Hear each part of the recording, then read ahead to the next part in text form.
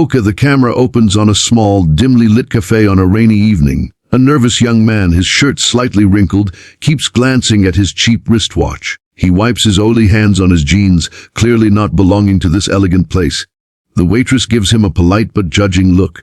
Then, the camera pans to a beautiful young woman sitting at the next table. Dressed in a soft cream sweater, her wheelchair subtly visible under the tablecloth. Her eyes carry both strength and loneliness. A moment later, the man walks to the wrong table, and what happens next changes both their lives forever.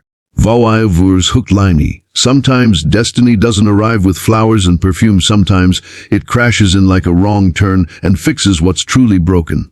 Rihan was a simple man, a 27-year-old auto mechanic who spent his days repairing engines and nights dreaming of a life better than grace and noise. His friends often joked that he smelled more like petrol than perfume, but behind the laughter was truth. He had little in life besides his honest work. One evening, his friend Bilal set him up on a blind date. "Trust me, she's perfect for you," Bilal had grinned. "She loves humble guys. Just dress neat and go to Cafe Verona at 7. Rihan had no clue what to wear. His one good shirt had an oil stain he couldn't scrub out. His shoes were old, but he borrowed a friend's jacket, combed his hair, and practiced his smile in the mirror. Awkward, nervous, but sincere.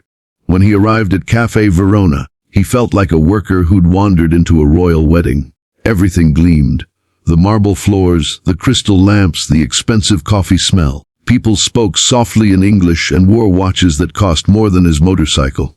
He found the table number Bilal had mentioned, table 9. At least he thought it was table 9. A girl sat there already, lost in thought, her long brown hair falling gently over her face. She was beautiful in a quiet, delicate way, not like the glamorous women on TV, but like someone who carried unspoken pain.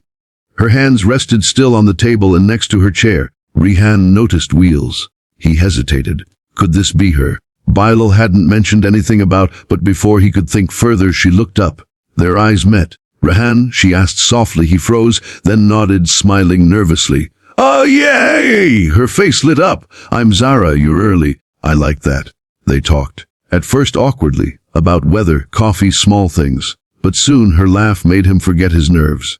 She told him she hadn't been out in months, and he confessed he hadn't been on a date ever.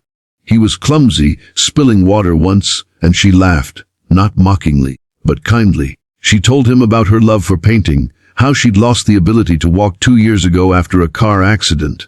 He listened, eyes soft with empathy. "People look at me like I'm broken," she said quietly. "But you didn't."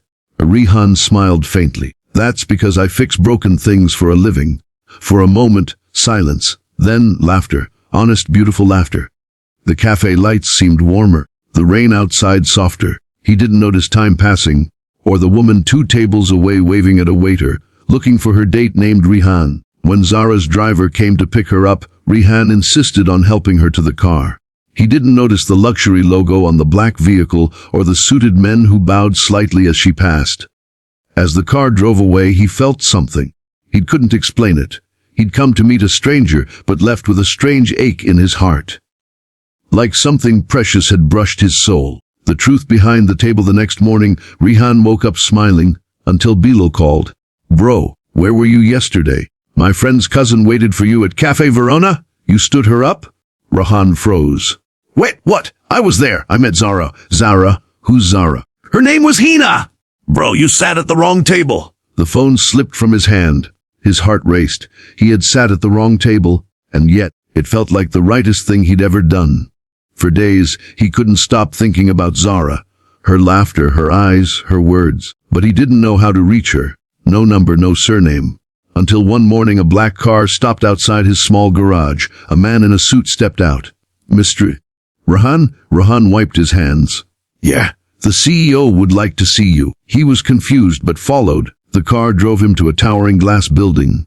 Al Karim Enterprises. He'd seen its logo on billboards. Inside, everything shimmered with wealth and order. Then he saw her. Zara, sitting by the window, painting the skyline with soft strokes. Her face brightened as she saw him. "You came." I didn't know this was your place," he stammered. She smiled. "My father owns it. He wanted to meet you." Before he could react, an older man in a tailored suit entered, stern, powerful. "You're the mechanic who spent 2 hours with my daughter." Yes, sir, Rihan said humbly. The man studied him. She hasn't smiled like that in years. Whatever you said or did, thank you. His tone softened. I owe you. Rihan looked at Zara. You don't owe me, sir. She just needed someone to see her. Not the wheelchair. That day changed everything. Zara started visiting Rihan's garage, watching him fix engines, paint signs, laugh with kids from the neighborhood. Her presence turned his small world golden. People whispered, the CEO's daughter, with a mechanic. But they didn't care. Zara once told him, you fixed what doctors couldn't, my hope. He smiled.